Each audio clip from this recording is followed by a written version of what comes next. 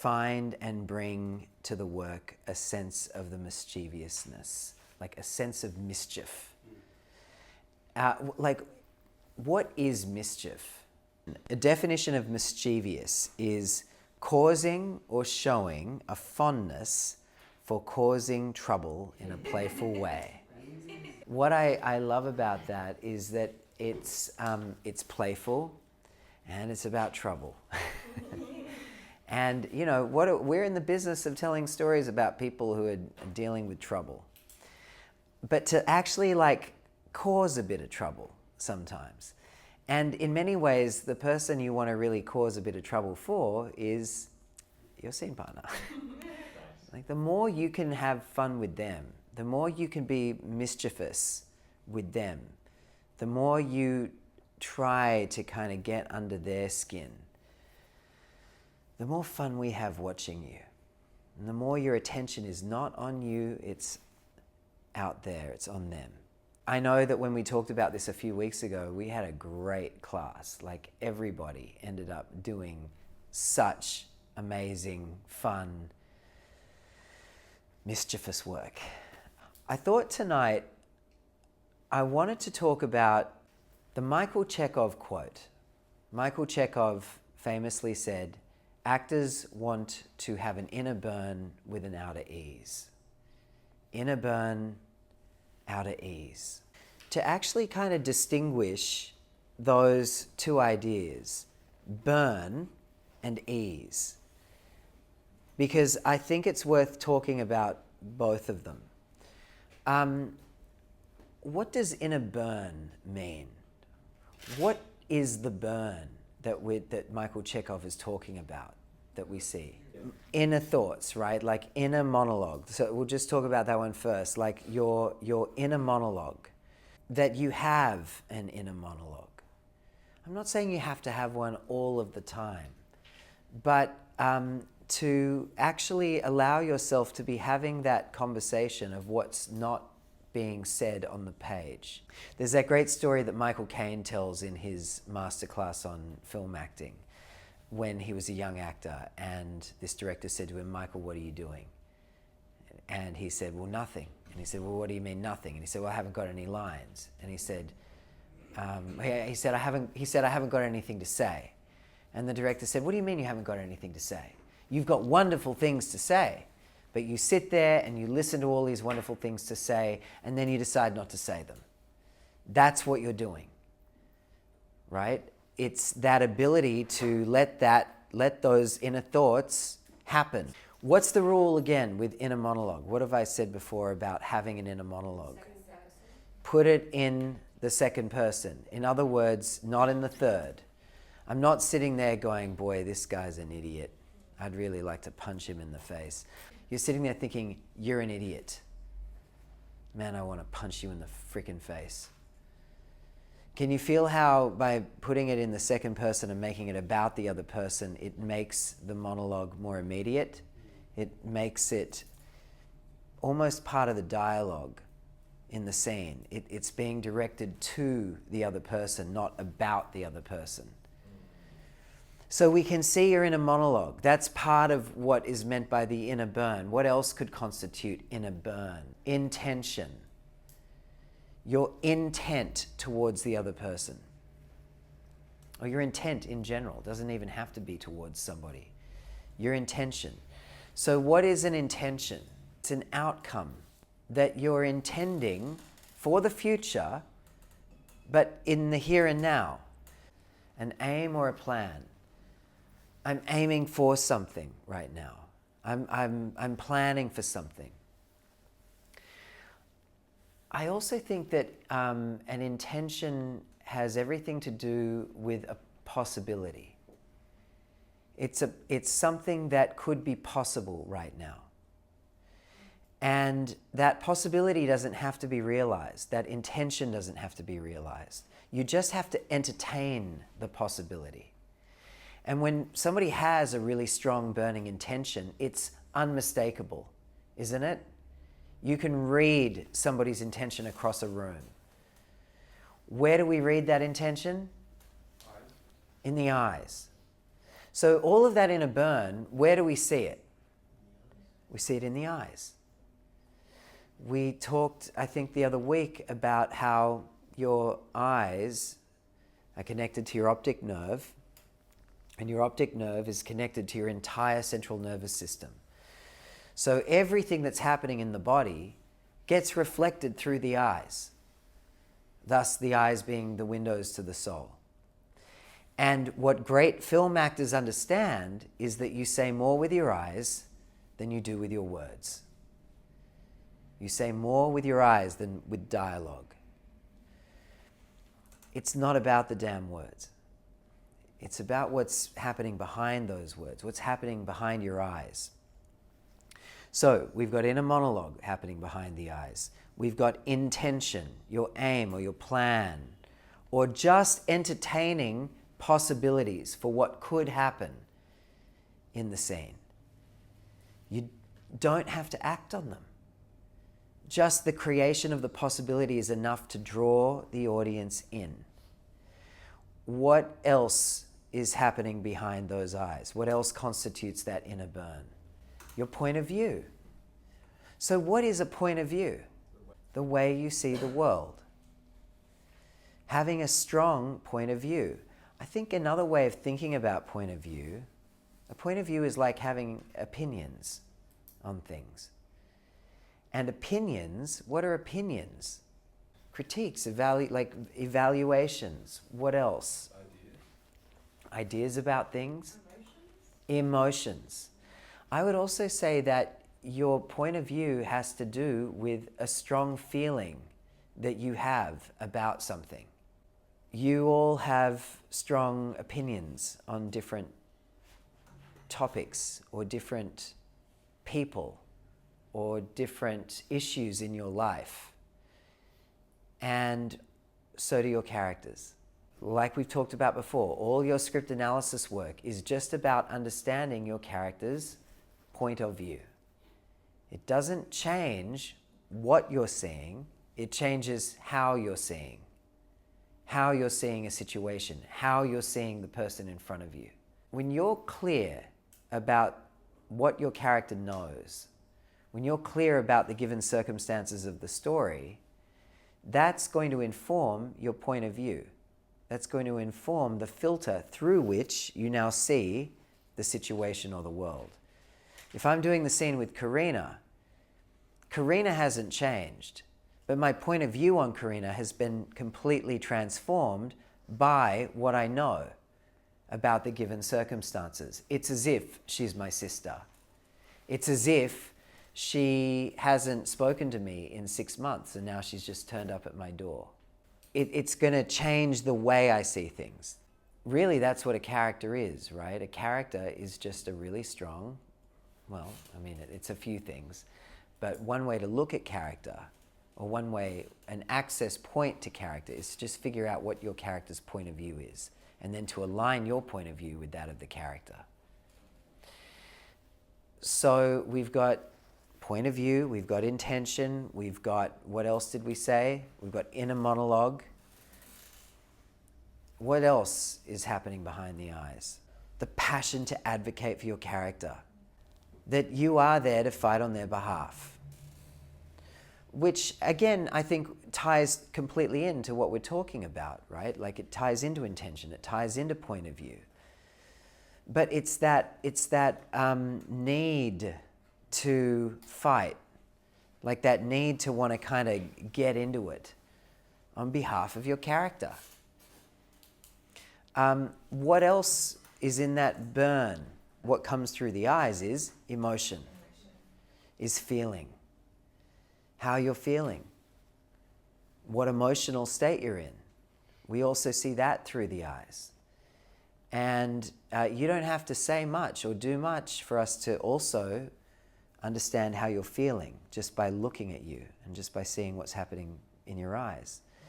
And I'm gonna kind of circle back to all of this in a minute, because there's a kind of something I read the other day that I thought was just so great that I wanted to share with you. The other thing that we can see in a person's eyes is their internal landscape. It's when a person is in their memory, or in their thoughts, or in their imagination. Just by changing what you're thinking about in a scene will completely change the outcome of the scene. It'll change your way of being. It'll change how you carry yourself. You know, I could give you a direction to, I don't know, to slow down a bit in your delivery, or I could also just get you to think about something else. I can get you guys to change what you're thinking about, and it will completely change the outcome of the scene. It'll change your way of being in the scene. I could get you to think about something to do with your childhood, or someone that you miss. And I could still have the conversation and let those thoughts play out. And we'll end up with a completely different result. I was reading a bit about Furiosa the other day, and about the work that George Miller was doing and that the actors were doing. And I found this great article, this interview with Anya Taylor-Joy about what it was like for her working on this film. And I want to read you some stuff that she said. One was about precision, because I know we've talked a bit about the need, not that you always have to be precise. There's lots of scenes that don't require precision. But what precision can give you when you are precise, the kind of tension that it creates. And I think Anya Taylor-Joy is a really great example of an actress who knows how to be very precise in what she's doing. She talks a little bit about how her background is in ballet. She was a ballerina, and so there is that need for precision in ballet.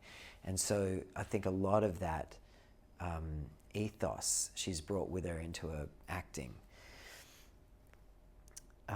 She said this: "I feel most alive on a set when I can perfectly match an emotion to something technical and kind of become this blend between organic and machine."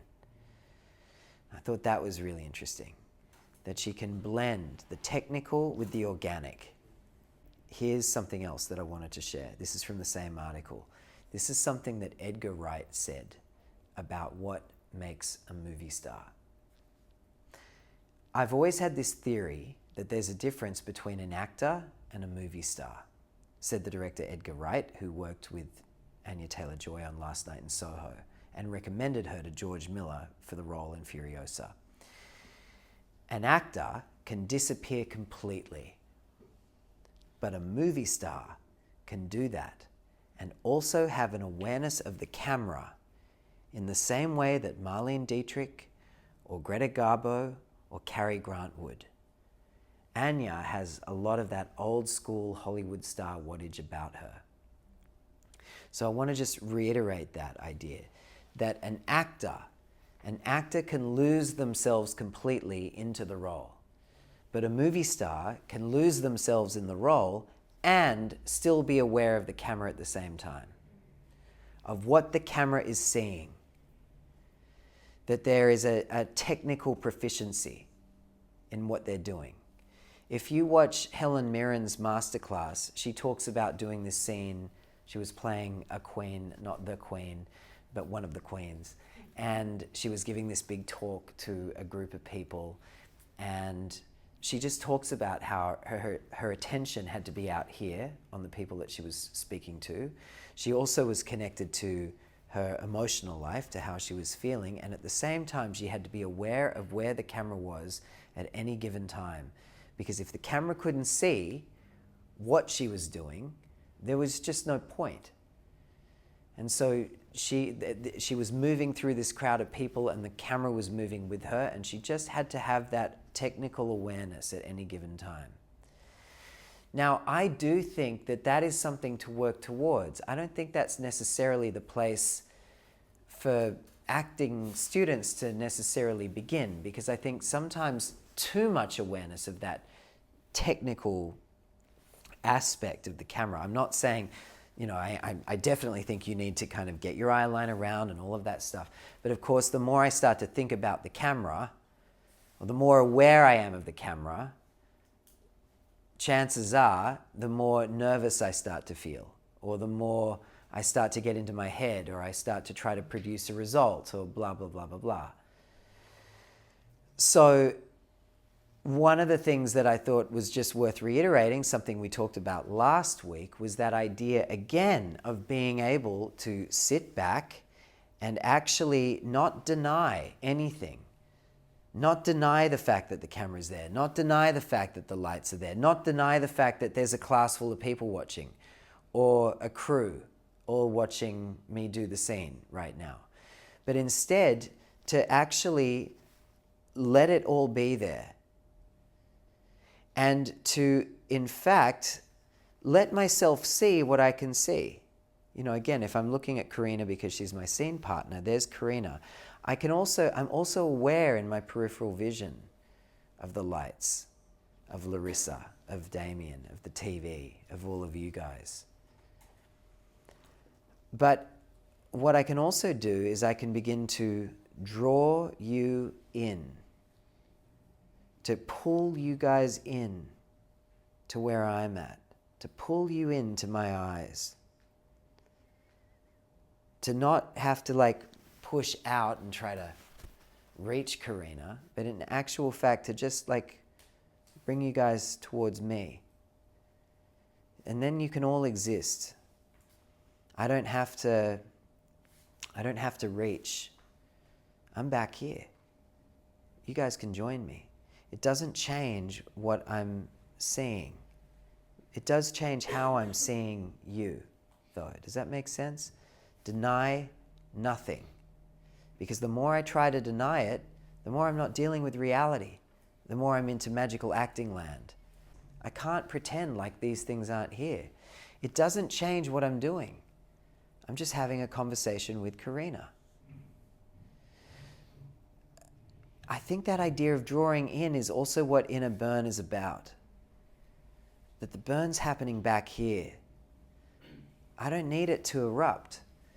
Sometimes it will, and sometimes it's really earned. So here's what else Anya Taylor-Joy said about working with George Miller.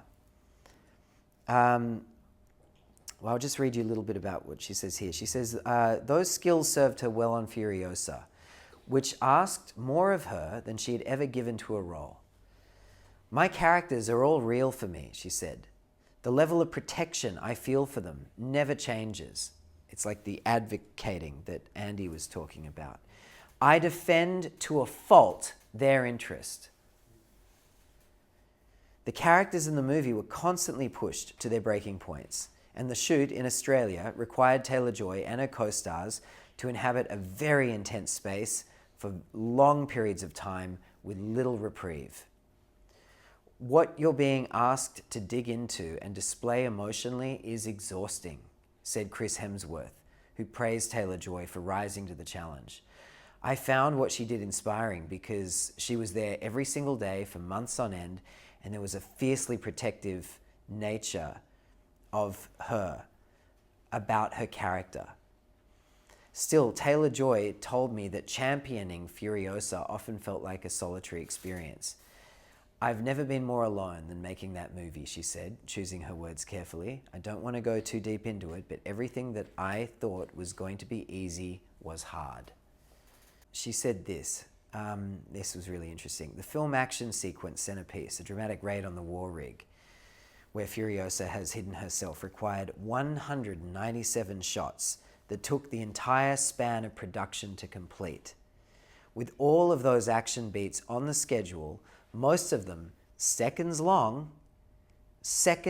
shots in which Taylor-Joy was climbing, driving, ducking, and fighting.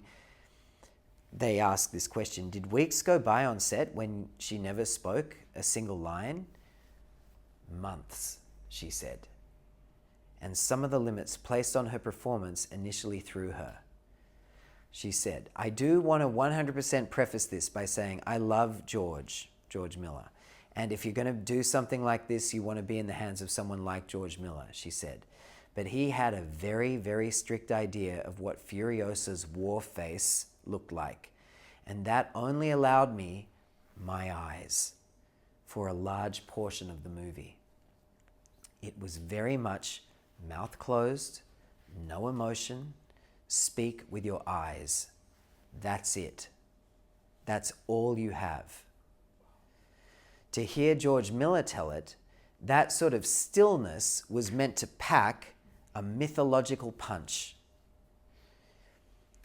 If you look, this is what he said, if you look at the classic, almost inevitably male heroes, going back to John Wayne and Clint Eastwood, they're usually very laconic.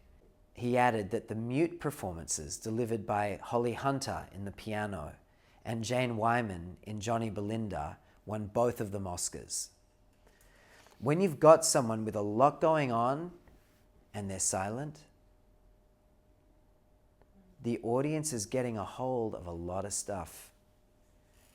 It's the thing that you can really only do in cinema.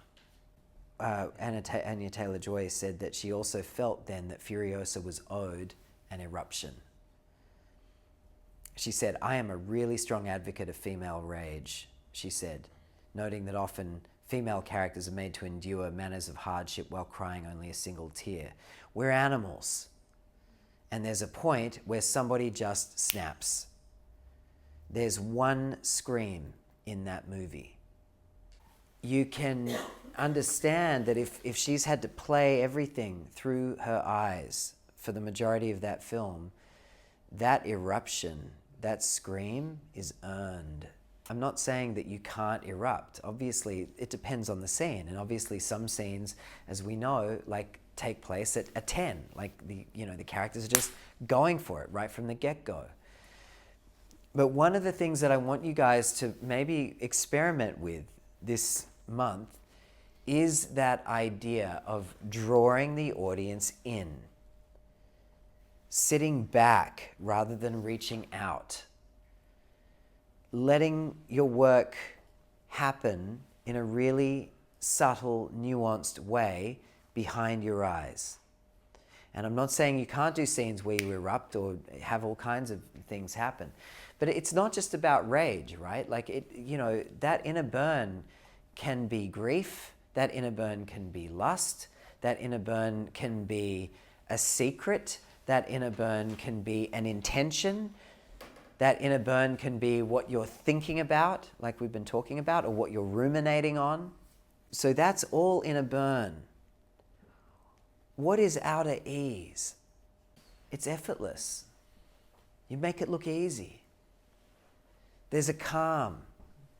And what I would also argue is there's a sense of play in ease.